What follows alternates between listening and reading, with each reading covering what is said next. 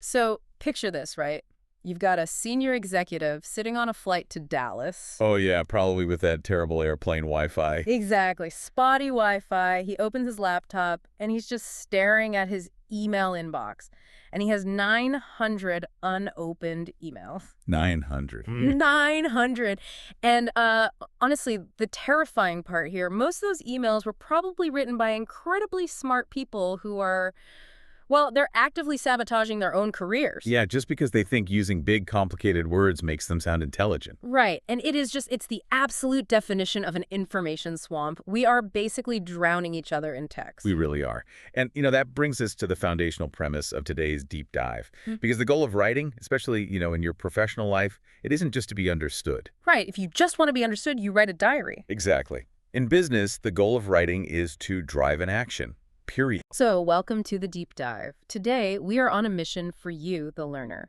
We are extracting the absolute best insights from the 3rd edition of this classic business communication guide, Writing That Works by Kenneth and Joel Raphaelson. It's such a great source. It really is.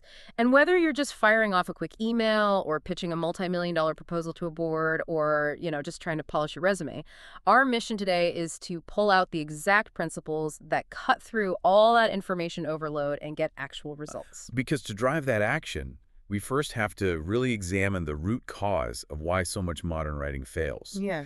And it almost always comes down to this deeply ingrained illusion that complexity equals intelligence. Okay, let's unpack this, because I was reading through the sources, and the authors highlight this brilliant concept from these Stanford professors, Jeffrey Pfeffer and Robert Sutton.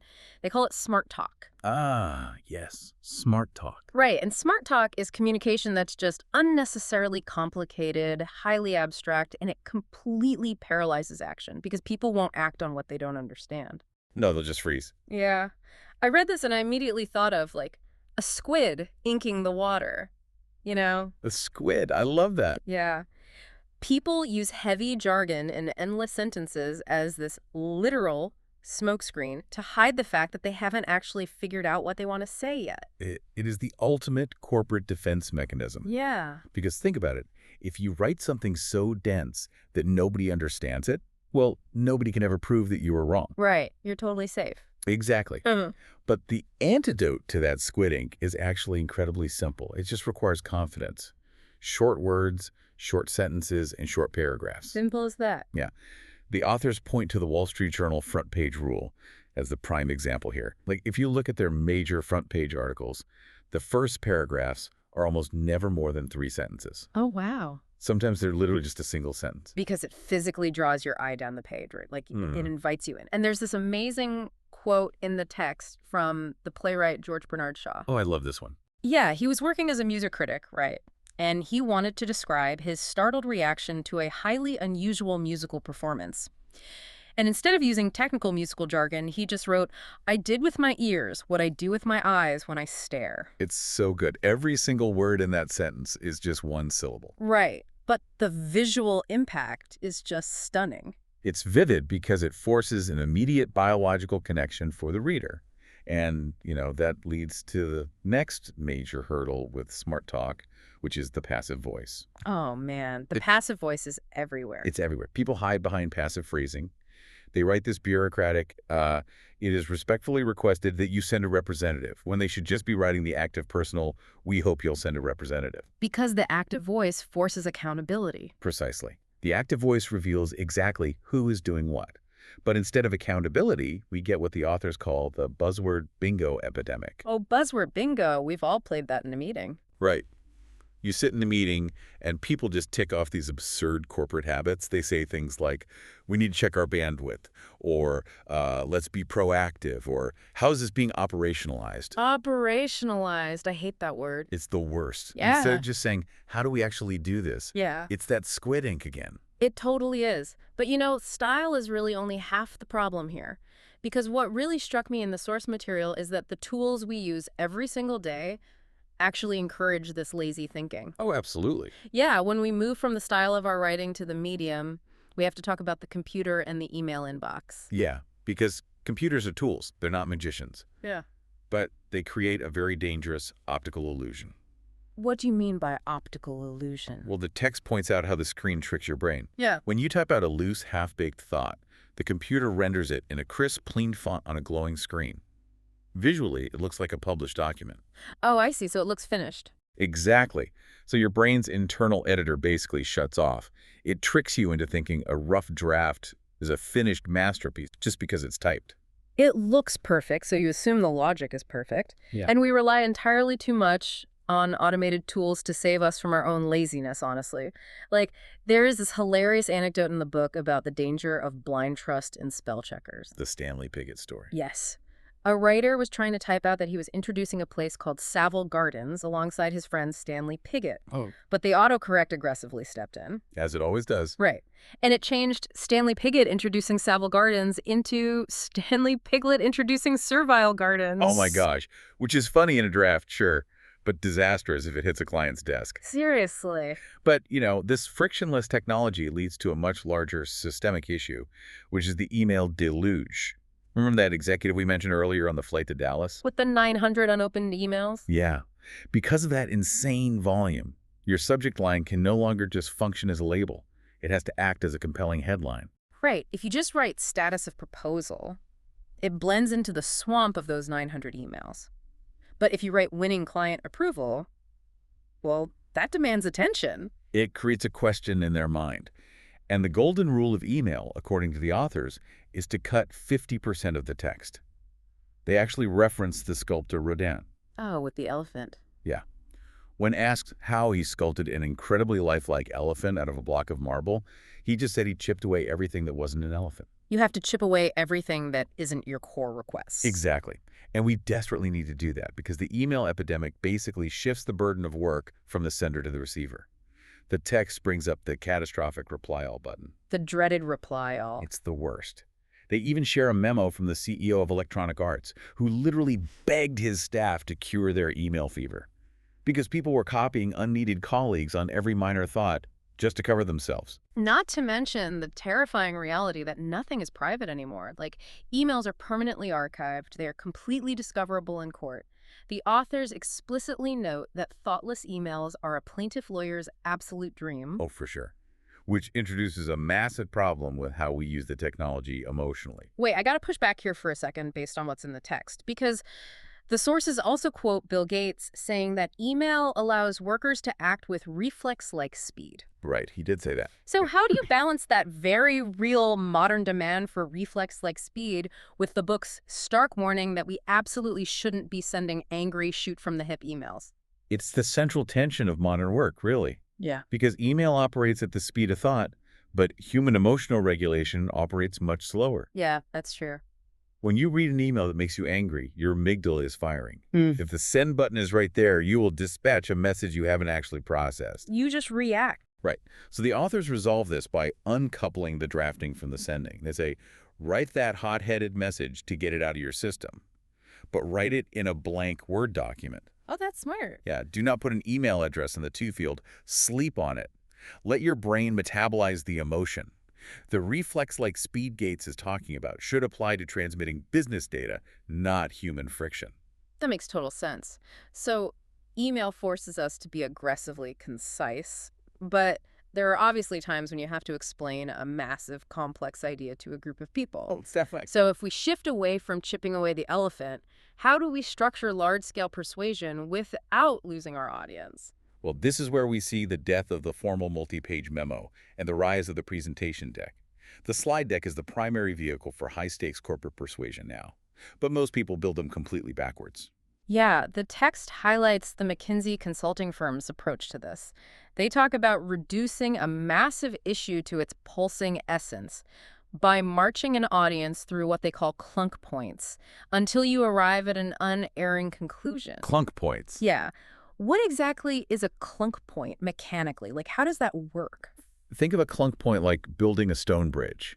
Yeah. You lay down fact A, which is a statement the audience absolutely agrees with. In their minds, they go, clunk, the stone is set. Okay, clunk. Then you lay down fact B, clunk, you stack these undeniable realities sequentially. You build the logic so tightly that by the time you reach your final slide, the audience feels like they arrived at the conclusion on their own. Wow. The action you want them to take is literally the only logical remaining step. Here's where it gets really interesting, though. Hmm. Because to build those clunk points, the authors say McKinsey uses Barbara Mento's pyramid principle. But when I first saw the word pyramid, my mind immediately went to the classic journalist's inverted pyramid. Are these the same thing, or is there a structural difference in how they drive an audience? Oh, they're fundamentally different engines. The journalist's inverted pyramid puts the most important facts, the who, what, when, where at the very top, and the least important details at the bottom. Right, because if they stop reading, they still get the gist. Exactly. The goal is information delivery. But the business pyramid is about logical dependency. Okay, how so? The top point of the triangle is the definitive action you want the audience to take. The layers directly beneath it are the major arguments, proving why they must take that action. And beneath those are the data points supporting the arguments. So it builds a case. Right. It's not about chronological importance. It's an engine designed specifically to generate a decision. And the mechanics of presenting that engine are shockingly strict. Like, the authors insist that when you present a deck, you must read exactly what is on your slide. No paraphrasing. Because if you put a full sentence on a screen behind you, and then you stand on stage and say something slightly different out loud, you split the audience's brain. You literally cause cognitive dissonance. Exactly. The human brain cannot simultaneously read one set of words and listen to a competing set of words.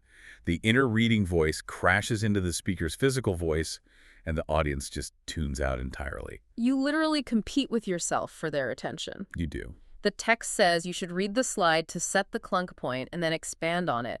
And if you want to keep them engaged during a long presentation, you have to add drama purposefully. Oh, the Ogilvy story. Yes. They tell this great story about David Ogilvy, the advertising legend. He was in a board meeting trying to make a point about leadership and hiring.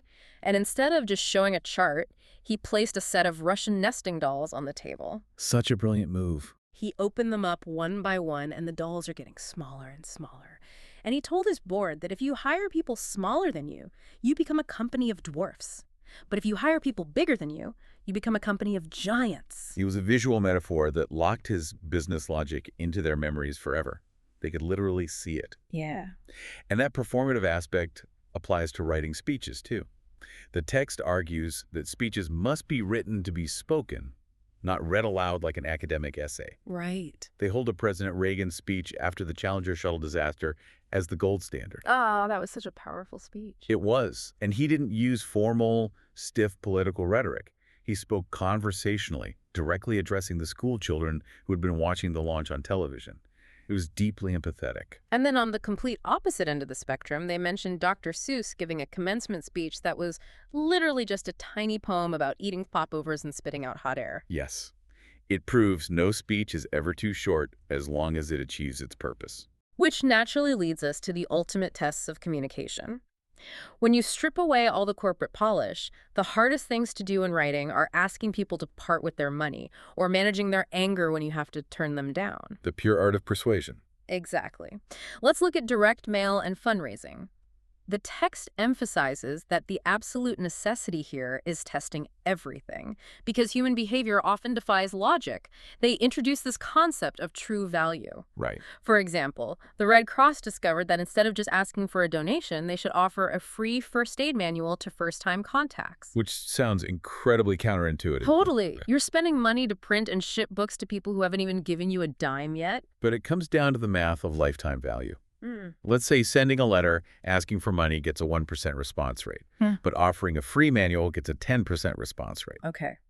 The Red Cross tested it and knew that the long-term lifetime value of converting that 10% into loyal, recurring donors far outweighed the upfront acquisition cost of printing the book. That makes a lot of sense. But you only get that donor to respond if you can hook them instantly. The opening line is everything. It really is. The authors point to E.B. White, who famously spent an entire year perfecting the opening line of Charlotte's Web.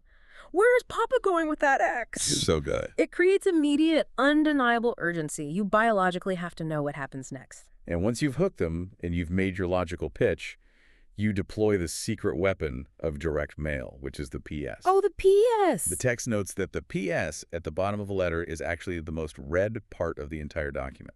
That part fascinated me. It reminds me of the classic TV detective, Columbo. Oh, Columbo, yes. Right. He would interrogate a suspect, seem totally satisfied, walk to the door, and then just as he grabs the handle, he turns around and says, just one more thing. Exactly. It completely disarms the suspect right as they think the interaction is over. And biologically, that's exactly what's happening to the reader's brain. As they reach the end of a letter, their defensive guard drops. The cognitive load of reading the pitch is over. Wow, yeah. So by placing your most critical call to action, like the deadline or the actual price tag, the PS, you bypass their natural filters. It is prime real estate. That is such a good trick. And when you do ask for those funds, the specifics matter immensely. The authors say you must say thanks before you say please and itemize exactly what the money does. Yeah, they use the lyric opera example. They sent a fundraising letter to Santa Claus, but instead of asking for a generic $1 million to keep the lights on, they asked for exactly $75 for a pair of ballet shoes. It makes the abstract concept of giving intensely tangible. It really does. Yeah. But what about when you have to go the other direction, like saying no? Ah, yes, the hardest thing. The book gives this incredibly relatable example of a customer whose refrigerator broke down. It ruined all their food, and they wrote in demanding a free replacement and waived repair fees. Right. And instead of putting up a defensive corporate wall, starting with the classic, "I regret to inform you," the authors say the ideal response starts with pure empathy. You open with, "How terrible for you to come home to spoiled food." You have to disarm their anger by validating their pain first. Only after they feel heard do you logically explain the why. The why being that waiving the fee would essentially be giving them a free service contract that other customers have to pay for. Exactly. Empathy preserves the relationship while logic defends the business. That empathetic approach reveals a much deeper truth about all of this material, too, because the authors tackle the idea of political correctness, but they don't look at it through a political or ideological lens at all. No, not at all. They view it purely as a mechanism of courtesy and efficiency. They quote the historian Kenneth, who defined courtesy as the ritual by which we avoid hurting other people's feelings by satisfying our own egos. Right. And they cite a highly publicized incident with a Washington, D.C. mayoral aide who used the word niggardly in a budget meeting. Now, etymologically, the word just means stingy or miserly. It has absolutely zero historical connection to the racial slur, it sounds like. But because it sounds so similar, it caused massive offense, and the aide actually had to resign. And what's really interesting is the author's takeaway isn't about whether that resignation was fair or, a debate about free speech. Right. Their point is entirely pragmatic. Why use a word that you know has a high probability of causing distraction or pain? If your goal is to drive a business action, using a highly misunderstood word is just bad strategy. It creates unnecessary friction. It's a failed communication, regardless of its dictionary definition. The goal is always to remove friction. They apply this same practical logic to grammar, too. Oh, like the pronoun debate. Exactly. To avoid the clunky he or she, or the grammatically debated singular they, the text says you should simply write in the plural.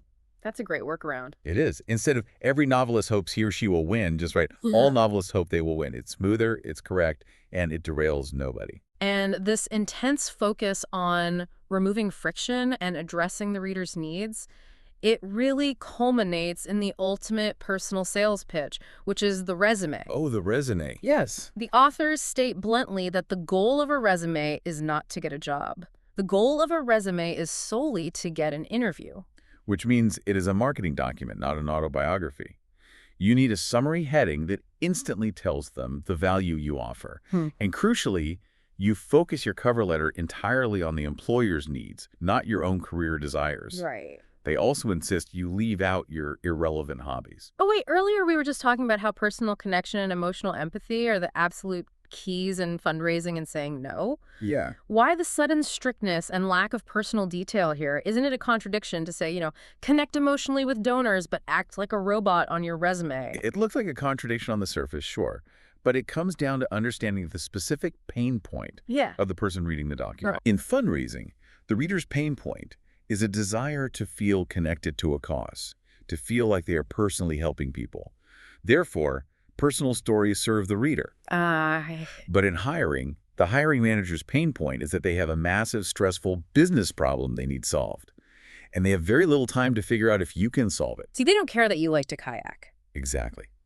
In this context, the ultimate courtesy is respecting the hiring manager's time by aggressively addressing their business needs. Hobbies are friction. Skills are the solution. So what does this all mean? We've covered the email deluge, building clunk points in decks, the psychology of direct mail, and the mechanics of a resume. What is the unified theory here for the listener? Well, if you synthesize all these sources, the core philosophy is that effective writing is an act of ego sacrifice. Ego sacrifice. Yes. It's about stripping away your desire to sound smart with jargon, abandoning your defensive passive voice, and viewing every single word through the eyes of the person receiving it. You aren't writing for yourself. You are writing to make someone else's life easier so they can take the action you need them to take. And to leave you, the listener, with one final brilliant nugget from the source material that perfectly captures that philosophy, it actually comes from Warren Buffett. Oh, the Doris and Birdie story. Yes. When Buffett writes the highly complex, incredibly dense financial annual reports for Berkshire Hathaway, he doesn't write them to a faceless institution or a crowd of Wall Street analysts. He literally pretends he is writing a letter to his sisters, Doris and Birdie. It's such a great strategy. It is, because they are highly intelligent women, but they aren't financial experts. So by visualizing them as his audience, his tone instantly becomes clear, conversational, and completely stripped of smart talk. It grounds the writing completely. So here's our challenge to you. The next time you sit down to write a daunting, high-stakes document, don't write it to the void. Pick a specific Doris or Birdie in your life. Write it directly to them. Just try it. Watch your communication instantly transform from a dense, confusing smokescreen into writing that actually works. Because at the end of the day, you don't want to hand your reader a maze. You want to hand them a clean, crisp path, point exactly to where they need to go, and watch them take action.